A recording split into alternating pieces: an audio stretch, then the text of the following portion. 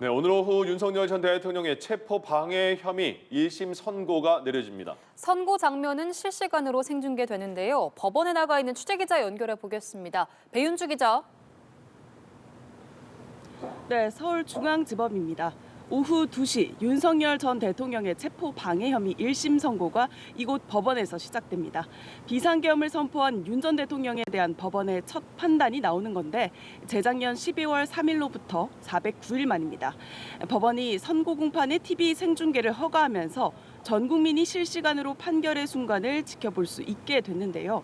전직 대통령에 대한 재판 생중계는 박근혜, 이명박 전 대통령에 이어 세 번째로 국민의 알 권리와 공공의 이익을 고려한 결정으로 보입니다. 선고 공판에서는 재판장인 백대현 부장판사가 선고문을 직접 낭독합니다. 혐의별로 유무죄를 판단하고 양형의 사유를 밝힐 텐데요. 결론, 즉 형을 선고하는 주문은 맨 마지막에 읽을 걸로 보입니다. 윤 전 대통령은 지난해 1월 3일 대통령 경호처를 동원해 자신에 대한 공수처의 체포영장 집행을 저지한 혐의로 구속 기소됐습니다. 당시 공수처와 경찰은 체포영장 집행을 위해 한남동 관저로 향했지만 경호처 등의 인간 벽에 가로막혀 불발됐었죠. 내란 특검은 국가 원수가 중무장한 대통령 경호처를 사병화해 조직적으로 영장 집행을 방해한 전례 없는 범행이라고 강조했습니다.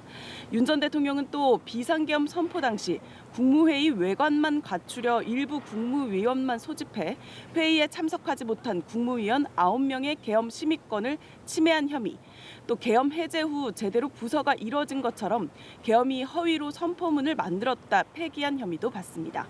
특검은 총 10년형을 구형하면서 범행을 은폐하고 정당화하기 위해 국가기관을 사유화한 중대 범죄라며 헌법 질서와 법치주의를 다시 바로 세우고 최고 권력자에 의한 권력 남용 범죄가 재발하지 않도록 엄중한 책임을 물을 필요가 있다고 강조했습니다. 한편 이번 재판은 윤 전 대통령이 받고 있는 8개 형사재판 가운데 첫 선고입니다.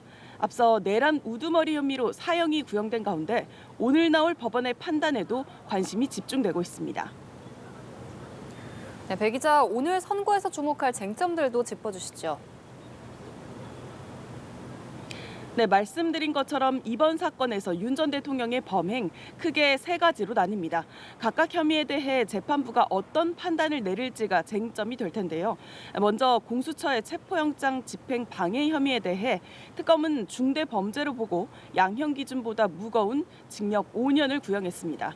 윤 전 대통령은 공수처가 내란죄 수사권이 없다며 공소 기각을 주장해 왔는데 이 부분에 대한 법원의 판단은 다음 달 예정된 내란 우두머리 재판에도 영향을 미칠 걸로 보입니다. 또 계엄 선포 전 일부 국무위원만 소집해 나머지 국무위원들의 계엄 심의권을 침해한 범행으로 징역 3년이 구형됐는데요. 특검은 절차적 하자를 지적했지만 윤 전 대통령 측은 45년 만에 국가 긴급권 행사인 만큼 주례 국무회의처럼 하기 어려웠다고 주장한 바 있습니다. 마지막으로 특검이 징역 2년을 구형한 사후 계엄 선포문 작성과 관련해선 윤 전 대통령이 부인해온 작성과 파쇄 과정의 지시, 개입 여부에 대한 재판의 판단이 주목됩니다. 한편 서울고법은 다음 달 정기 인사 이후 2개의 내란 전담 재판부를 설치하기로 결정했습니다. 이에 따라 오늘 체포 방해 혐의 선고가 내란 전담 재판부의 첫 사건이 될 거란 전망도 나옵니다. 지금까지 서울중앙지법에서 전해드렸습니다.